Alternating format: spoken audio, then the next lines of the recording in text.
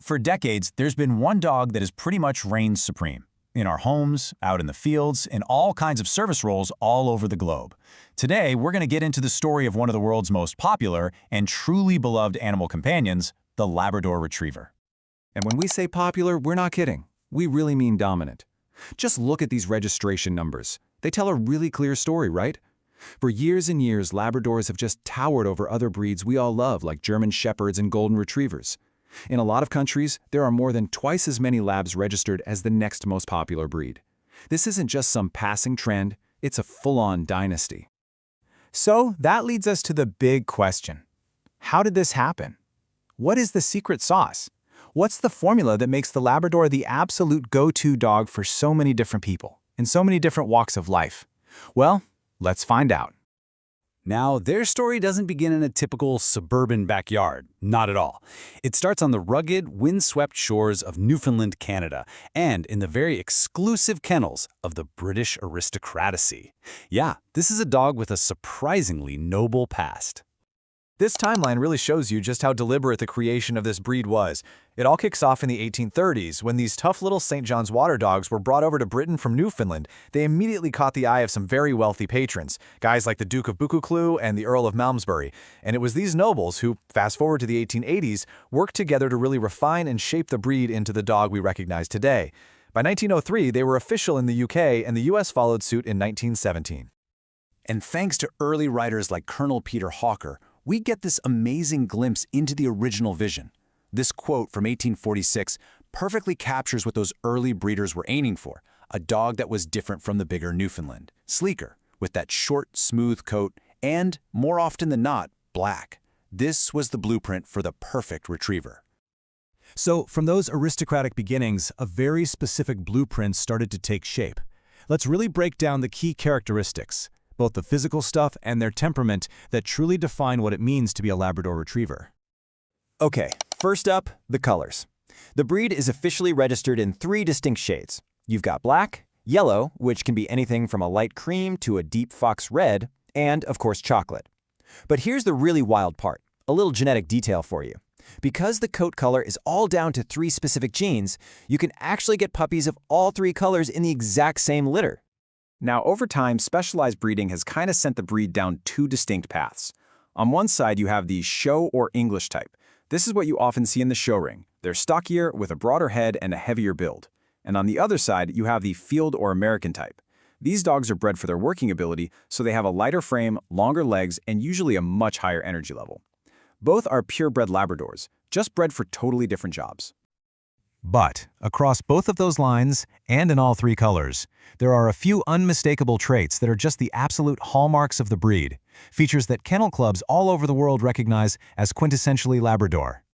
First, you've got that famous otter tail. It's super thick at the base and tapers down to a point, and it acts like a powerful rudder when they're swimming. Then there's their coat, another key feature. It's a short, dense, double coat that's basically waterproof, giving them fantastic insulation in cold water. They were also bred to have a soft mouth, which means they can carry game gently without damaging it. And of course, there's the temperament. They're famously friendly, outgoing, and have this intense desire to please, which is what makes them so incredibly trainable. And it's that killer combination of intelligence, physical talent, and that eager-to-please nature that has made the Labrador so much more than just a family pet. I mean, these dogs have built a resume that would make most people jealous. Seriously, their resume is just extraordinary. From their traditional job as a hunting retriever to life-saving work in the water, their skills are incredibly diverse. They're the most popular breed for guide dog services, they excel at search and rescue, and they're used by military and police forces all over the world for detecting everything from bombs to illegal contraband. Their adaptability is just off the charts. And their ability to show courage under the most intense pressure is just profound. Take Salty and Roselle. On September 11th, these 2 guide dogs calmly led their blind owners down more than 70 flights of stairs to safety from inside the collapsing World Trade Center. Think about that. It's an almost unbelievable act of devotion and focus. Their service extends all the way to the highest offices. Sully became a household name for serving President George H.W. Bush in his final months. He could retrieve dropped items, open doors, and was even trained to push an emergency button for help. It just shows the incredible level of assistance these dogs can provide. And then you hear a story like Endel's, and it just blows your mind. Endel was a British service dog, often called the most decorated dog in the world.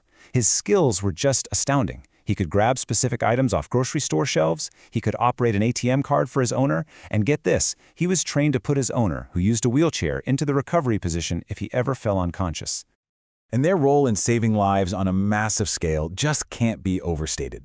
Back in 1993, a detection dog in Mumbai named Zanjeer located over 3,300 kilograms of RDX explosives, not to mention hundreds of grenades and other weapons. He prevented unimaginable devastation and saved countless lives. So this legacy is truly incredible. But with a breed this popular, it's also really important that we talk about the reality of ownership. All those wonderful traits, they come with some very specific needs and health considerations. Now, here's something you might not know. A huge study actually found a surprising link between a lab's coat color and its health. On average, chocolate labs live about 10% shorter lives than their black and yellow cousins, and they're also more likely to have issues with things like ear and skin problems. And like a lot of purebreds, Labradors are prone to certain conditions. Responsible owners really need to be aware of joint problems like hip and elbow dysplasia, various eye conditions, and a syndrome called exercise-induced collapse. They also have a known genetic tendency to become obese, which means diet and exercise are absolutely critical for keeping them healthy and happy. So when we circle all the way back to our original question, how on earth did this one breed capture the world's heart? The answer becomes pretty clear. It's not just one thing. It's an almost perfectly engineered combination of traits. They're intelligent enough to learn the most complex tasks. They're adaptable enough for pretty much any environment. They're so eager to please that it makes training a joy, and they are unfailingly, absolutely loyal. Ultimately, the story of the Labrador Retriever is the story of a perfect partnership between humans and dogs. From the hunting fields of England to the rubble of disaster sites, they have been our companions, our helpers, and our heroes. And that leaves us with one last thing to think about. Did we actually succeed in creating the ideal dog? Or did their incredible nature just reveal the very best parts of ourselves?